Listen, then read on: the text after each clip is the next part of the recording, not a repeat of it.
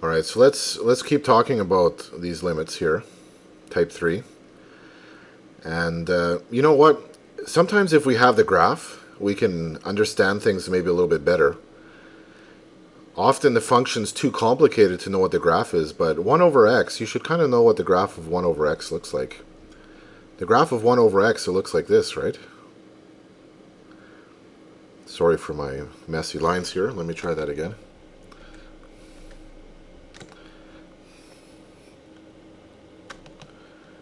The graph of 1 over x, it looks like this, right? There's a horizontal and a vertical asymptote there.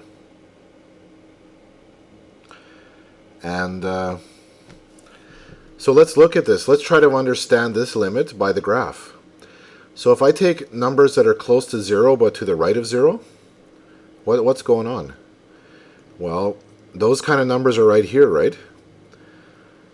If I take a number to the right of 0, something like this, what is the y value for that? Well, the y value is right here, huh? And if I take a number even closer to 0, you see that the y value, it grows, right? And the closer I get to 0, the higher and higher the y values become. So that's why the answer is plus infinity. What if I take a number to the left of 0? Maybe something like this. Then what is the y value here? Right there. What if I take a number still to the left, but now closer to 0? Now you see the y value, it's even more negative, right? And as we keep on going, closer and closer, the y values get more and more negative. So that's why it's minus infinity. And like we said before, since the right and left limits are not the same, we know the two-sided limit doesn't exist. How about the graph of 1 over x squared? I don't know, maybe you don't know that graph, but it's actually not too hard to visualize. Let's draw the graph of 1 over x squared and try to understand why these limits are plus infinity. Well, that graph looks like this. It's kind of the same in this quadrant, but this guy over here looks like this now. So now you see that if I approach from the right-hand side, my y values get bigger and bigger, right? So that's why the answer is plus infinity here. But if I approach from the negative, the left-hand side of 0, then my y values are also increasing and increasing, right? So that's why both of these answers turned out to be plus infinity here, whereas over here one was plus infinity and the other was minus infinity. But I want to kind of say that using the graph, relying on the graph to get your answers is nice, but most of the time we don't really have a graph to use. We kind of have to analyze stuff using this concept of like 1 divided by a big number is a small number, and 1 divided by a small number is a big number. And then you just use your normal rules of multiplication. Or sorry, like you know that like a positive divided by a negative is a negative, right? A negative divided by a negative is a positive. Stuff like that. Let's just try some more questions and you'll see what I mean. Let's say we go take something like this. The limit is x goes to 3 from the right of 1 over x minus 3. And then we'll do the limit as x goes to 3 from the left of 1 over x minus 3. Well, here, what kind of a number, if we're at 3, but to the right of 3, what kind of number do we have if we're close to 3? How about we just make one up? Maybe like 3.01 or something? That's the kind of number that would be there, right?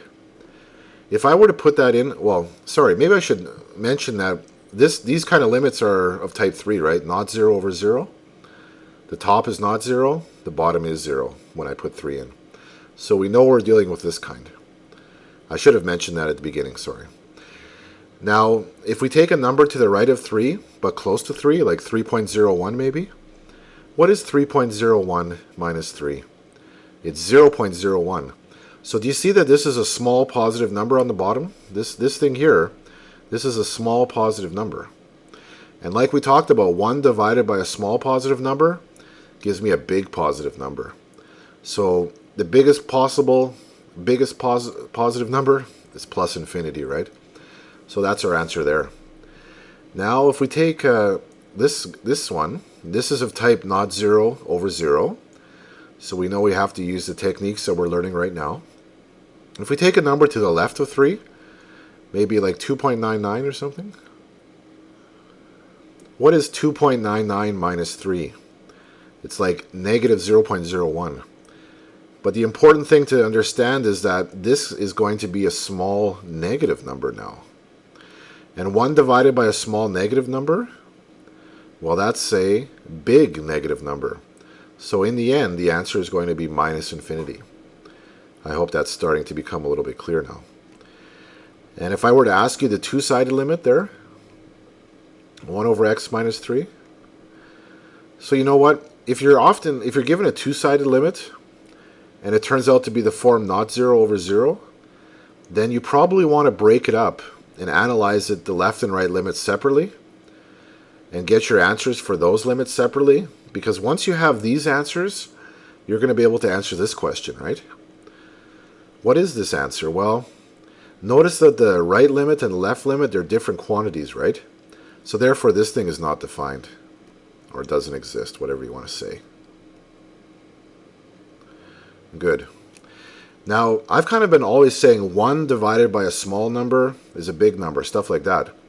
But you know what? 1 is not important. I could really write any number there I want. How about we look at something like this? The limit as x goes to 3 from the right of, say, like 5 over x minus 3. How would something like that work? Well, taking 3 from the right means I'm like 3.01 or something. And when I subtract 3 from that, 3.01 minus 3, that's a small positive number. So I have 5 divided by a small positive number. Well, it doesn't matter if it's 1 divided by a small positive number or 5 divided by a small positive number. In the end, I'm still going to get a big positive number. So the answer for this limit is going to be plus infinity, or just infinity, whatever you want to write. How about something like this? The limit as x goes to 3 from the left of negative 5 over x minus 3. A little bit more tricky now. Let's take our time on this one. If I take a number to the left of 3, but close to 3, for example, maybe 2.99, 2.99 minus 3, what is that? That's like negative 0.01, right? In other words, it's a small negative number, right? So look what I have here. I have negative 5 divided by a small negative number. I guess the first thing to notice is since top and bottom are both negative, for sure my answer is going to be positive, huh? And I'm taking like negative 5 divided by a small negative. Whenever the number is small in the bottom, that's going to make the answer huge, okay? Big. So here the answer is going to be plus infinity, huh? So even though it's negative here, and that doesn't matter because we have a negative divided by negative, so that's going to be a positive. And since it's like small in the bottom, we know the answer is big, so that's why the answer is plus infinity. So this one's a little bit more complicated, but this is kind of where we have to go. Let's try another one quickly. How about the limit as x goes to maybe 3 from the right of 3 minus x over 10. You probably guessed that like this is going to be not 0 over 0. Just by the way, whenever you have this is usually the answer is either going to be infinity, minus infinity, or undefined, okay? You can always expect one of those answers for this type of limit. If we take a number to the right of 3, maybe like 3.01, 3 minus 3.01, that's like negative 0.01, so it's a small negative, right? What is 10 divided by a small negative going to be? Well, it's certainly going to be negative, and it's going to be big, so it's a big negative number. So this answer is minus infinity. Okay, so I hope we're getting a little bit of a feel for that. We're going to practice some more in the next video.